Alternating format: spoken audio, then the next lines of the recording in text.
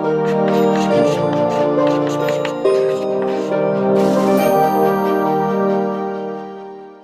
Friends, हम लोगों ने जो अपना डिस्कशन किया हुआ था लास्ट वीडियो में, उसी को हम लोग जारी करेंगे। अपना यही चैप्टर चल रहा है, नेशनल इनकम अकाउंटिंग। इसी में तीन तरह से हम लोग नेशनल इनकम निकाल सकते हैं। अब वो निकालेंगे कैसे, गणना कैसे की जाएगी, इसकी बात किया है। तो तीन कौन कौन से मेथड हो सकते हैं। एक तो प्रोडक्ट मेथड होता है, उत्पाद विधि। दूसरा होता है हमारा एक्सपेंडिचर मेथड, जो भी व्यय विधि है।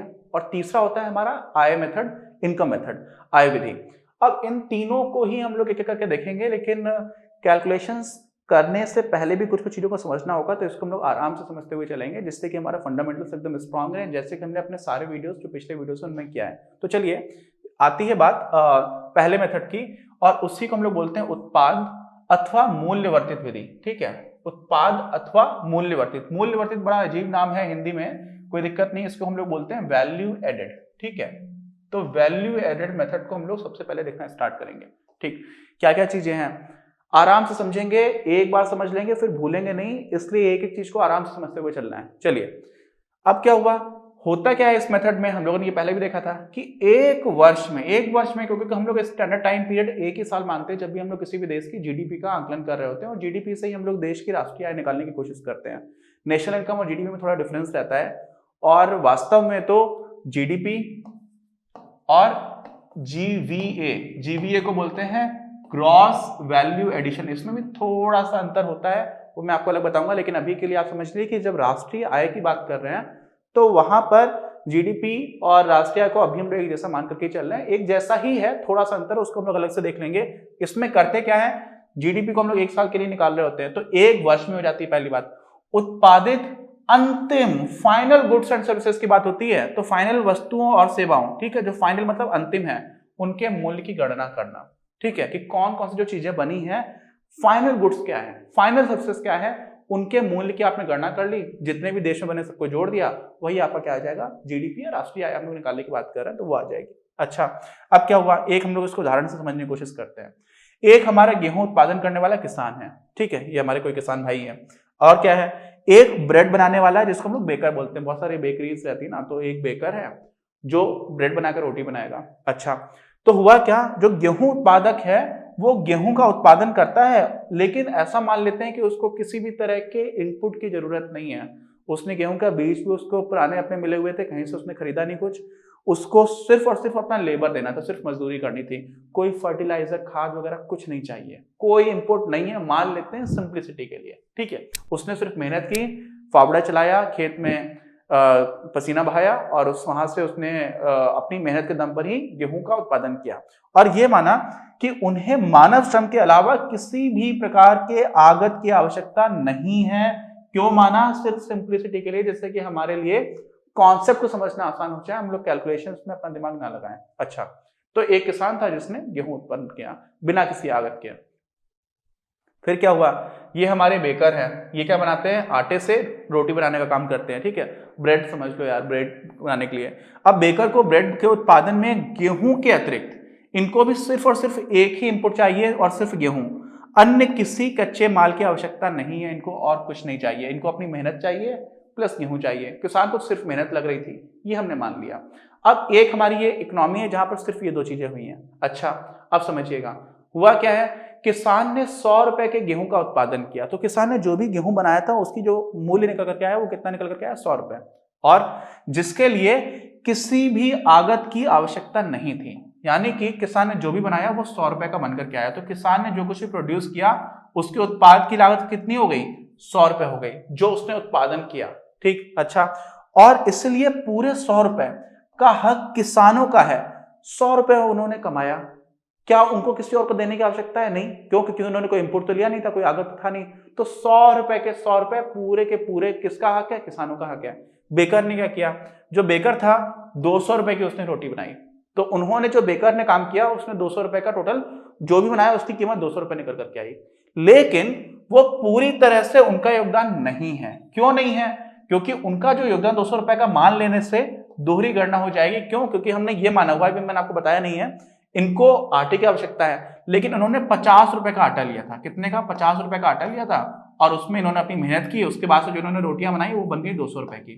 ठीक, तो अब जो 200 रुपए की पूरी उत्पादन हुआ है वो किया तो बेकर्स ने है, लेकिन उसमें से 50 रुपए लागत भी तो आई थी जो इन्होंने खरीदा हुआ था। और जो पहले से इस तरह की लागत हम लोग लगा लेते उसको हम लोग क्या बोलते हैं, उसको हम लोग बोला करते थे इंटरमीडिएट गुड्स। ये अंतिम नहीं हुआ।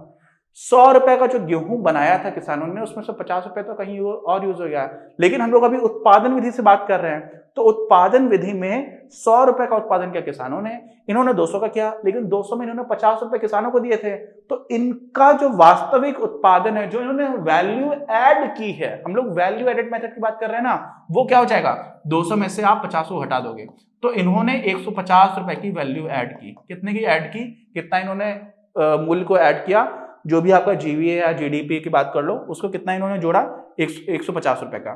ठीक, अच्छा, और अगर हम इनका 200 का 200 पूरा मान लें कि नहीं किसानों ने तो 100 रुपए का योगदान दिया और इन्होंने 200 रुपए बनाया, तो हम लोग 300 रुपए दोनों को जोड़ करके निकाल देंगे, जो गलत हो जाएगा। क्यों? क्योंकि इसमें तो वास्तव में 50 रुपए, जो 100 रुपए आपने किसान के माने थे उसी वाले तो 50 रुपए हैं, तो आप 50 रुपए को ज्यादा जोड़ दे रहे हो, तो 50 रुपए को बार बार जोड़ दिया जा रहा है। इस तरह की गलती को बोल देते हैं हम लोग डबल काउंटिंग। तो यहां पर आप क्या करते हैं, दोहरी गणना की गलती कर रहे होंगे। अगर आपने पूरा पूरा सीधे सीधे सबका जोड़ दिया, अगर आपने इंटरमीडिएरी गुड्स का नहीं घटाया मान, तो गलती हो जाएगी। ठीक है, आगे बात समझ में। अच्छा, अब आगे बढ़ते हैं।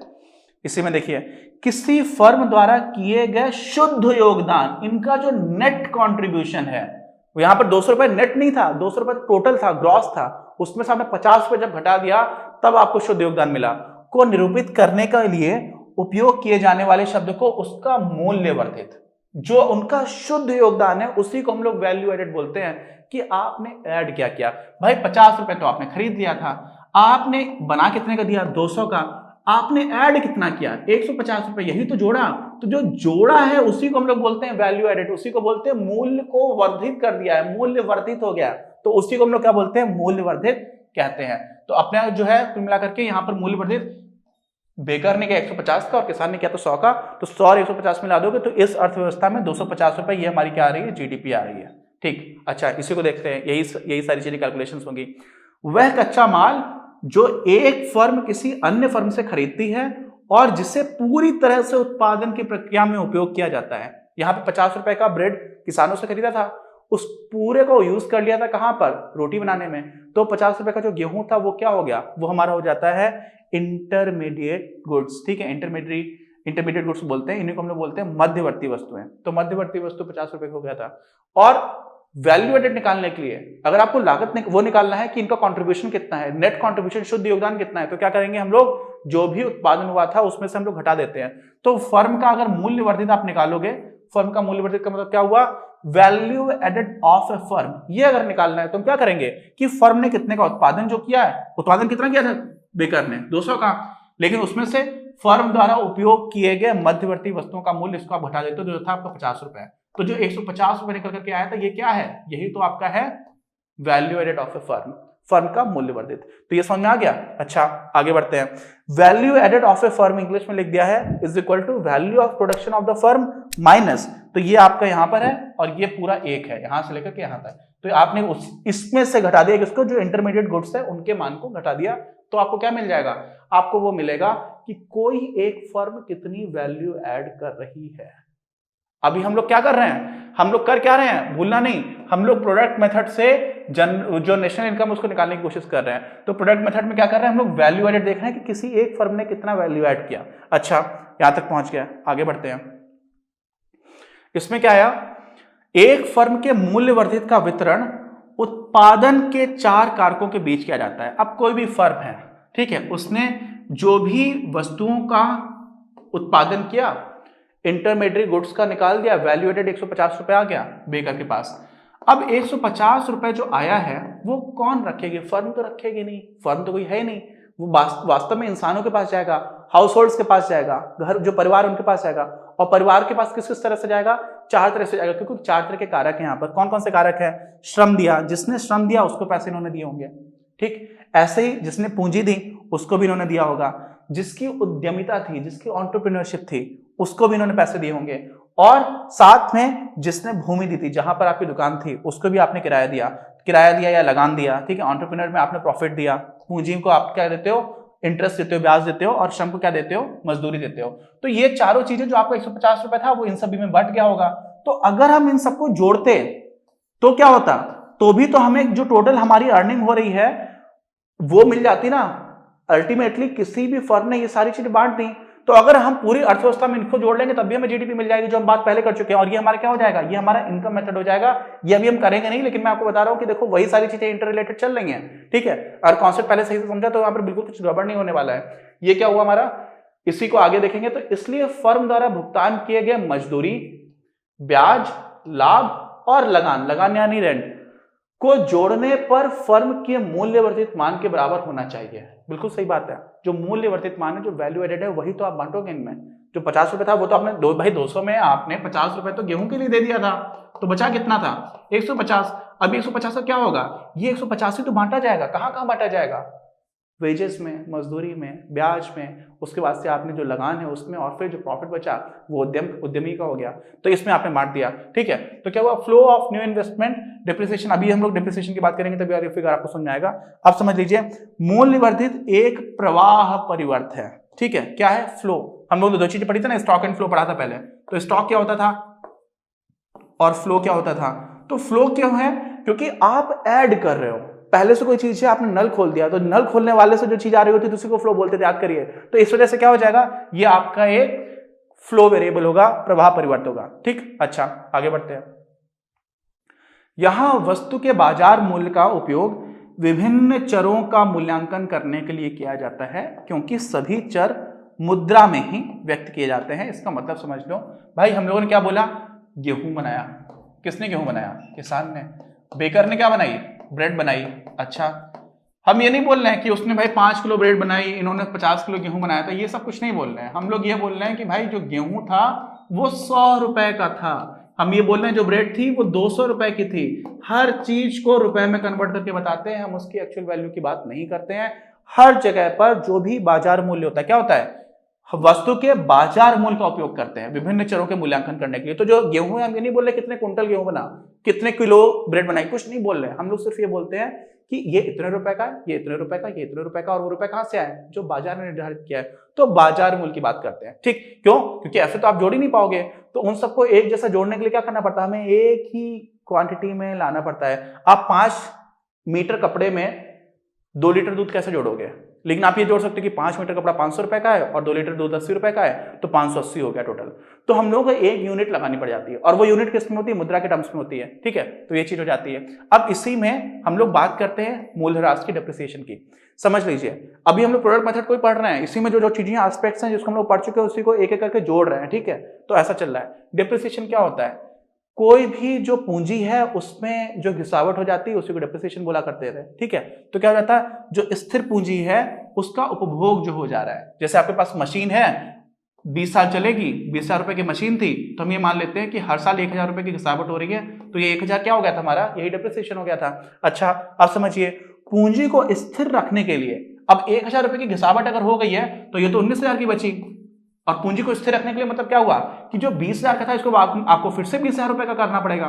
तो आप फिर से 20,000 कैसे कर पाओगे, जो आप इसमें 1,000 को जोड़ोगे। और ये जो 1,000 को जोड़ रहे होगे ना, इसी को हम लोग बोलते हैं रिप्लेसमेंट इन्वेस्टमेंट। जो आपका डिप्रिसिएशन हो गया, जो आपका ह्रास हो गया, जितने से घिसावट हो गई उतनी ही घिसावट का मेंटेनेंस, आपने मेंटेनेंस नहीं किया, उतनी ही घिसावट को वापस, जितनी घिसावट थी उतना वापस लगा दोगे, तो क्या हो जाएगा, जो वैल्यू थी पहले से स्थिर पूंजी की वो बनी रहेगी। क्या बनी रहेगी, स्थिर पूंजी की वैल्यू बनी रहेगी। तो 20,000 का है वो 20,000 बनी रहेगी, आपने 1,000 रुपए फिर से उसमें इन्वेस्ट कर दिया। तो वो जो इन्वेस्टमेंट है इसको हम लोग क्या बोलते हैं, प्रतिस्थापन निवेश। किस चीज को प्रतिस्थापित किया है, जो आपका ह्रास हो गया था। तो स्थिर पूंजी का उपभोग होता है डिप्रिसिएशन, उस डिप्रिसिएशन की जो वैल्यू कम हो रही है वापस से उतनी जोड़ दी जाती है, उसको बोल देते हैं हम लोग रिप्लेसमेंट इन्वेस्टमेंट। अच्छा, यहां तक समझ में आया, आगे बढ़ते हैं। प्रोडक्ट मेथड में हम लोग डिप्रिसिएशन को समझ रहे हैं अभी। अच्छा, अब क्या हुआ, इसी में मूल्य वर्धित में मूल्य ह्रास को शामिल किया गया होता है। अभी हम लोगों ने जब बात की थी कि 100 रुपए का गेहूं बना और 200 रुपए का ब्रेड बना, अब वो जो ब्रेड बन रहा है वास्तव में जो इकोनॉमी है वहां पर क्या हो रहा है, हम लोग पूंजी का भी प्रयोग कर रहे हैं, स्थिर पूंजी का प्रयोग कर रहे हैं, और स्थिर पूंजी में गिरावट हो रही है, ह्रास हो रहा है। तो अगर उस ह्रास को हम हटाते नहीं है, बना हुआ है, इंक्लूडेड है, तो उसको क्या बोल देते हैं, तो जो हमें मूल्य प्राप्त होता है, किस चीज का मूल्य, जो हम लोगों ने मूल्य वर्धित में मान निकाला हुआ है उसको हम लोग बोल देते हैं ग्रॉस वैल्यू एडेड। क्या बोल देते हैं? सकल मूल्य वर्धित। क्या बोलते हैं? सकल मूल्य वर्धित। ठीक, अच्छा, और अगर हम डेप्रिसिएशन को हटा देते तो हम लोग बोलते हैं नेट वैल्यू एडेड। क्या बोल देते हैं? Net value added. इसको हम लोग बोल देते हैं निवल मूल्य वर्धित। अभी आपको समझ में आ जाएगा, उदाहरण देता हूं, इसको अभी आपको समझ में आएगा। देखिए अभी क्या हुआ, एक फर्म है वो हर साल 100 रुपए के सामान का उत्पादन करती है, 100 रुपए का बनाती है। 20 रुपए वर्ष के दौरान उसके द्वारा उपयोग किए जाने वाले मध्यवर्ती वस्तुएं, जो इंटरमीडिएट गुड था, तो भाई 100 रुपए का उसने सामान बनाया, ठीक, लेकिन 20 रुपए का तो खरीद के लाए थे कहीं से, उसी पर यूज करके 100 रुपए का बनाया, तो बचा 80 रुपए। कितना बचा? 80। अब ये जो 80 है, ये वास्तव में क्या हुआ, कंपनी जो भी फर्म थी उसने उत्पादन किया, ये नेट उत्पादन हुआ कि नहीं हुआ, क्योंकि हमने मध्यवर्ती तो घटा दिया। लेकिन साथ ही में जो आपकी फर्म बना रही थी उसमें जो मशीन प्रयोग कर रही थी ना, वो 10 रुपए की उसकी कीमत कम हो गई, क्योंकि ह्रास हो गया। क्या हुआ? 10 रुपए पूंजी की खपत का मूल्य है, तो पूंजी का उपभोग हो गया, पूंजी का उपभोग ही आपका डिप्रिसिएशन होता है। तो अब जो अगर नेट वैल्यू एड हुआ, क्योंकि 10 रुपए की मशीन भी तो कम हो गई भाई, 20 रुपए का तो आपने जो इन्वेंट्री, पहले जो इन्वेंट्री बोला हूं, जो 20 रुपए का आपका इंटरमीडिएट गुड था, जो मध्यवर्ती वस्तु थी, उसको आपने प्रयोग किया, लेकिन 10 रुपए मशीन भी तो खर्च हो गई। जैसे कंप्यूटर आपका पुराना बढ़ता चला, तो कंप्यूटर का कुछ तो खर्चा हो रहा है, उस खर्चे का मान 10 है। तो आपसे बोला जाए कि आपने वास्तव में नेट वैल्यू कितनी ऐड की, निवल कितना ऐड किया, तो वो आपका आ जाएगा 70, आ जाएगा 70, तो ये आ जाएगा। तो यहां पर क्या हो जाता है, ये जो 80 है इसको बोलेंगे जीवीए, ग्रॉस वैल्यू एडेड, और इसको हम लोग क्या बोलेंगे? NVA, net value added. अभी हम लोग जो जीडीपी को निकालते हैं उसमें जीवीए की बात करते हैं, एनवीए की बात नहीं करते हैं। क्या हमें एनवीए की बात करना चाहिए? सोचो, इकोनॉमी में बहुत सारी चीजें हैं, सड़कें पुरानी हो रही हैं, तो जो पुरानी हो रही है, नेट कितना ऐड हो रहा है वो नहीं निकालने, हम लोग निकालते हैं टोटल हम कितना ऐड कर रहे हैं। तो हम जीडीपी में जीवीए निकालते हैं, एक तो एबीएस की कमी होती है, हम लोग अलग से पढ़ेंगे, लेकिन हाँ अभी आपको समझ में आ रहा होगा। तो ये हम लोगों ने देख लिया। इसी को जो लिखा हुआ है पूरा एक बार उसको पढ़ लेते हैं। क्या क्या लिखा हुआ है? फर्म का सकल मूल्य वर्धित ग्रॉस वैल्यू कितना हो जाएगा? 100 माइनस 20 बराबर 80। अच्छा, और निवल कितना हो जाएगा? आप 80 में से 10 और घटा दोगे तो आपका आ जाएगा 70, जो मैंने आपको करके दिखाया था। तो इन दोनों का डिफरेंस समझ में आ गया। अच्छा, अब हम लोग इसी चैप्टर को, अभी यही टॉपिक हमारा कंटिन्यू रहेगा। जो प्रोडक्ट मेथड है ना, इसमें भी एक कम से कम वीडियो लगेगा, हो सकता है 2 वीडियोस लगे, तो आपको समझ आएगा कि हम प्रोडक्ट, अभी हम कर क्या रहे हैं, हम जो प्रोडक्ट मेथड से जो वैल्यू ऐड कर रही है कोई एक फर्म, उसको निकालने की कोशिश कर रहे हैं। फिर हम सारी फर्मों की उन वैल्यूज को जब जोड़ देंगे तो हमें जीडीपी मिल जाएगी किसी देश की, वही राष्ट्रीय आय होगी। ठीक, तो अच्छा कंटिन्यू करते हैं। अपने अगले वीडियो में कोई डाउट हो तो प्लीज कमेंट बॉक्स में लिख के बताइएगा।